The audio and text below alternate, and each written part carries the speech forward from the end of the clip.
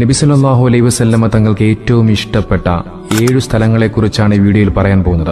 അതിൽ ഒന്നാമത്തേത് മസ്ജിദുൽ ഹറം തന്നെയാണ്. രണ്ടാമത്തേത് നബി തങ്ങൾ അന്തിയുറങ്ങുന്ന മസ്ജിദുൽ നബവിയാണ്. നിങ്ങൾ മക്കയെ എത്രത്തോളം സ്നേഹിക്കുന്നുവോ അത്രത്തോളം നിങ്ങൾ മദീനയും സ്നേഹിക്കണമെന്ന് നബി തങ്ങൾ നമ്മോട് പഠിപ്പിക്കുന്നുണ്ട്. മൂന്നാമത്തേത് ഫലസ്തീനിൽ സ്ഥിതി ചെയ്യുന്ന മസ്ജിദുൽ അഖ്സയാണ്. ഇസ്ലാമിലെ എല്ലാ പ്രവാചകന്മാരുമൊത്ത് നബി തങ്ങൾ നിസ്കരിച്ച വളരെയധികം പുണ്യമാക്കപ്പെട്ട ഒന്നാണ് മസ്ജിദുൽ അഖ്സ. നാലാമതായി മസ്ജിദുൽ ഖുബയാണ്. നബി തങ്ങൾ മദീനയിലേക്ക് വന്ന സമയത്ത് ആദ്യമായി നിർമ്മിച്ച പള്ളിയാണ് മസ്ജിദുൽ ഖുബ. മസ്ജിദുൽ ഖുബയിലെ നിസ്കാരം ഉംറയ്ക്ക് തുല്യമാണ് എന്ന് നബി തങ്ങൾ പഠിപ്പിക്കുന്നതായി ഹദീസുകളിൽ കാണാം. അഞ്ചാമതായി ഉഹുദ് യുദ്ധം നടന്ന ഉഹുദ് മലയാണ്. ഉഹുദ് മല നമ്മെ സ്നേഹിക്കുന്നുണ്ടെന്നും അതിനാൽ നാം തിരിച്ച് ഉഹുദ് മലയെ സ്നേഹിക്കണമെന്നും നബി തങ്ങൾ നമ്മോട് പഠിപ്പിക്കുന്നുണ്ട്. ആറാമതായി മസ്ജിദ് നബവിയുടെ തെക്ക് കിഴക്ക് ഭാഗത്തായി സ്ഥിതി ചെയ്യുന്ന ജന്നത്തുൽ ബഖീഅയാണ്.